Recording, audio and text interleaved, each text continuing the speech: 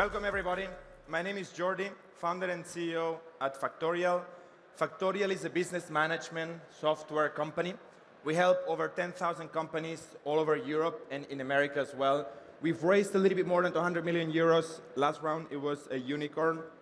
And we are around 1,000 people in the team.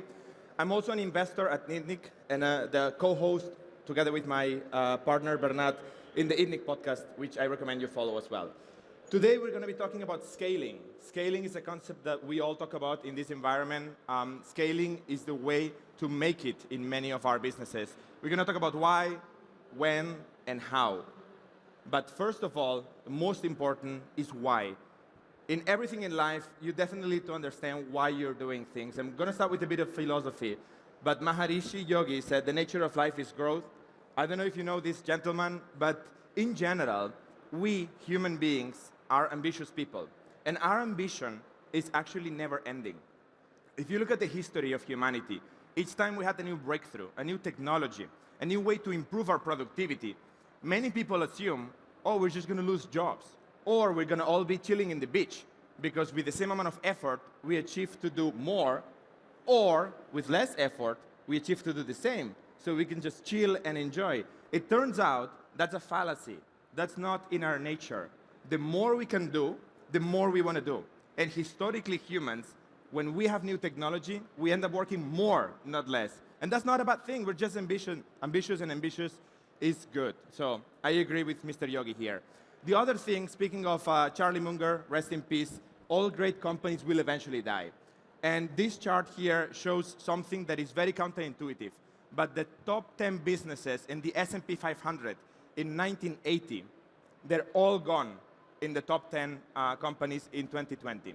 And in retrospect, it's very easy to think about that. But if you look forward, do you think Apple's going to be gone from this list in 20 years, 30 years? Do you think Microsoft's going to be gone? Do you think Visa, Walmart, some of the big pharmas in the world, do you think they're going to be gone? Well, their current business will die for sure. The question here lies, will they be the ones killing their business and inventing a new one that replaces it? Or will it be somebody else? And finally, this is a personal choice, one that generates endless amounts of debate on Twitter, which is, there's two ways. There's many ways, but there's essentially two ways in which you can finance a business. You can bootstrap your company, which basically means you can use your own resources and the income coming from your customers to grow a company, or you can use venture capital, right? It's a personal choice. I happen to choose the VC path, and this is the one that I'm going to be talking about today. So today, please, everybody take the red pill with me, and let's assume we want to scale to infinite. When you choose the VC path, it's not okay to grow 10, 20, 30% and be profitable forever. You're actually expected to grow 3x, 2x, 80% for many, many, many, many years. Go from 0 to 1 to 100 to 1,000 millions in revenue. That is what the venture capital model expects. And it also expects that many won't make it, that many will die. But if you, like me, chose the red pill, let's see how we do that. So now that we know we want to scale, we chose to take the red pill, we understand why we're doing this. When should we start scaling? Now, most of you get this wrong. And most startup failure comes from not getting ready or not understanding when you're ready to scale. When people come and they pitch to an investor their great idea and they want like 1 million euros, 5 million euros, investors might not say that, but when what they're thinking is like, you're not ready to absorb 5 million euros. You're not ready to scale. You haven't figured out your business yet. So I don't want to set money on fire. So you need to make sure that you have a machine that's ready to absorb this money. And that's totally normal. This is us. This is Factorial's growth history. And notice that the first 4 columns are years, and then they're quarters. So if I put this all in years, you can see that for most of our history, Factorial's revenue has been 0. 4 very long and painful years of 0.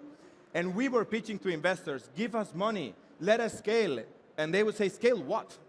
There's nothing here. There is no business. You're not ready to scale. And guess what happened in 2020? We found something. And guess what happened? There was a line of investors ready to give us money to keep scaling and scaling and scaling. And that's when we started getting revenues, getting customers, raising money. A total of 10,000 businesses today use Factorial, and over 200 million euros have been invested in Factorial to grow. So it's totally fine that it takes time to be ready to scale. Don't get frustrated. Don't give up. Don't quit, but also keep fighting. Try to extend your runway. Don't spend any money until you're ready to scale. Don't raise much money until you're ready to scale, because you're just going to be diluted and frustrate investors and yourself by doing that. So, typical checklist on how to know that you're ready to scale. Product market fit. It's just annoying to talk about product market fit because nobody knows how to define it. The best definition I've heard is you'll know it when you have it. It's like love. I don't know. Things that are a little bit more objective and tangible. 1 million euros of margin revenue. In the case of software as a service, which is what Factorial is, we call this ARR, annual recurring revenue. Software as a service businesses typically have 80 to 90% gross margins. So 1 million of revenue is not very different from 1 million of gross margins. If you're a marketplace, or if you're a fintech, or if you're a whatever crypto company, I have no idea what unit economics look like in those businesses, but understand, we're talking about 1 million euros of money for the company. Not money for your providers or money for your partners, like money for the company that you can use to buy more customers, to build software, and to generate profits, right? So that's when it really starts being part of your P&L. Everything else that goes above that is not real revenue. So net revenue, gross margin, ARR, however you want to call it. Very important truth. Investors want to see this, because what investors are looking for is entrepreneurs that found oil. They were digging around the soil, and they found a packet of oil. And it's just there, like getting messy, and what they need to do is build a factory, a refinery, to extract this oil and commercialize it. They don't want to invest in you finding this pocket of oil. This you have to do on your own. VC money is really ready to build this infrastructure and become efficient and fast in extracting this oil. So do not confuse. Investors are not there to fund your passion for entrepreneurship. They're not. That's what family and friends exist. Or hopefully you have some money yourself. Or you don't spend money at all, and you do this on the side, or you're just fine with like 1,000 euros a month that you saved in the previous job that you had. Investors only want to invest you once you found the pocket of oil. That's a very important thing to keep in mind. Don't go to an investor and say, give me money so I can go and find the business. Find the business and go to the investor and say, give me money so I can make you very rich. That's what they want to hear. They're selfish. So are you. So now, to the bulk of the presentation. How can you scale? How did we scale at Factorial? I'm going to start with simple math. It's one of my favorite concepts, just teaching people simple math. What does it mean to scale a business? Well, it basically means growing your revenues. And what is the revenue of a business consist of? Like, try to think, where does the revenue come from? If you want to guess the revenue of a company, what do you need to ask? Or what do I ask when we do the evening podcast and I try to guess the revenue of a company? I ask casually, how much on average does a company pay per month or per year? And that's what we call ARPU. And then I ask casually, how many paying customers they have. And guess what? If you multiply the number of customers a company has, or logos as we call them, by the average revenue per user, per employee, per customer, however you define this, you multiply these two numbers and you've got revenue. So this is the simplest formula in business. Customers times revenue per customer equals the revenue of your business. You follow me so far? It's simple enough math. Okay, cool. So how do we scale a business? Well, I hope you're guessing it. We either get more customers or we make more money per each customer. Still easy enough? Okay, good. So, a couple of ideas in ways in which we can get more customers. We can try to expand internationally. Internationalization is the most spoken topic in every seed and Series A investor event. Everybody's talking about internationalization. When people come to us and they try to get some learnings from us, like, how did you internationalize? Like, internationalization is one of the main ways in which companies, especially in Europe, try to scale. Number two is sales channels, right? So customers are potentially everywhere. There's different ways to get to these customers. Typically, you start with one way of going after these customers, and then you expand into different ways. So that's typically a way to open up the market in terms of number of logos. How can you potentially increase the average revenue per customer? New segments. That means typically going up market. Okay, so bigger company, more money. Same amount of companies, bigger companies, more money. The other one is by launching new products. Let me go one by one. Geographies, as we talked about, is one of the most common ways to grow, scale, as a company has found a pocket of oil and is ready to scale. Especially in the seed to Series A, companies start looking for internationalization. In the case of Factorial, we're active in 9 markets, which account for roughly 50% of the world's GDP, so good enough. And that's how it went, okay? So there is 2 learnings from this slide that I want to talk about. One, is we started at the very beginning. The very first day, we found a little bit of business. We said, okay, we're going everywhere. But then we happen to be an HR software company, so we cannot really be global. We need to go market by market and localize the product. So we didn't go everywhere, but we went to 9 markets that account for 50% of the world's GDP. And as you can see, it started working quite early, right? So we started diversifying our customer base quite early. Obviously, our first market was always the biggest because it's where we started. These 3 years, 4 years of crossing the chasm, we learned a lot about our local market. As soon as we started scaling, we started learning about the other markets. And the second conclusion is, if we hadn't internationalized, Factorial would be less than half of what it is today. And even if we only internationalized with 2 or 3 new markets, it would still be roughly half of what it is today. So it does make a massive, massive, massive impact in your ability to scale. And if I put this fast forward 5 years, the impact is going to be way, way, way bigger. So internationalization has been a critical way for us to scale. Challenges that came with internationalization: 1, the leadership, the founders, the management team, the key people in the company. There's always a few people that make most of the decisions and drive the growth in the business. We all have limited ability. We all have a limited headspace, mental space, I don't know, brain cycles, as I usually call it. It doesn't matter how smart you think you are, it's limited. So how many things you put in this headspace matters. More countries, more problems. More headspace you're taking over this and you're not dedicating to other parts of your business. So this has been a challenge. And one of the things that we did to try to mitigate that has been, while we've been working on 9 markets, we've prioritized. And every year or every quarter, we said, okay, now this is the key. This is the bottleneck. This is the biggest impact in our future growth. So we're gonna, as a management team, as founders, as key people in the company, we're really gonna focus on this part of the 9 markets. Maybe it's 1, maybe it's 2, but no more than that. The other one is headquarters. We operate in Europe and America. There's many time zones of difference between Europe and the West Coast of the US, for example. That is a huge challenge. You cannot really do a B2B SaaS company in America from Europe. I don't think you can really do that successfully. You have to open offices there. Then you have a new problem. You have people there, you have people here, different cultures. It's expensive in time and money to travel back and forth. So this has been an extreme challenge. What did we do to kind of mitigate this problem? Well, what worked best for us was have people from our Barcelona headquarters, grow them here, have them be 400% Factorial, have them for 1 year here, and then ship them to open or to lead one of our other offices. This has really been our key to success so far in having multiple offices, but it's hard. Number 2, sales channels. What do most SaaS companies do to scale outside internationalization? If you look at the S&P 500 or the Cloud Index, all the publicly traded companies that offer software, what do almost all of they have in common? Oh, sorry, that's coming later. Before that, think about that. So sales channels, I was thinking about a different topic now. Sales channels, let me stick here for a second. Inbound, outbound, partners, and M&A. Brief definition. Inbound basically means people discover you, mostly through your website if you're in the internet, mostly through organic or paid marketing, maybe brand. Outbound means you go after them. Typically an SDR, sales development representative, is doing cold calling. Partners means other companies are sending you leads or selling your product. And M&A means you're buying companies, you're buying customer bases and products. At Factorial, we're primarily an inbound-driven company.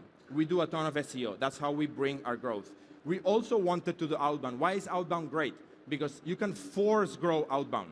You cannot really force grow inbound, except for paying millions of dollars to Google and Meta, which I'm not a big fan of. So outbound is a really good way to scale your go-to-market.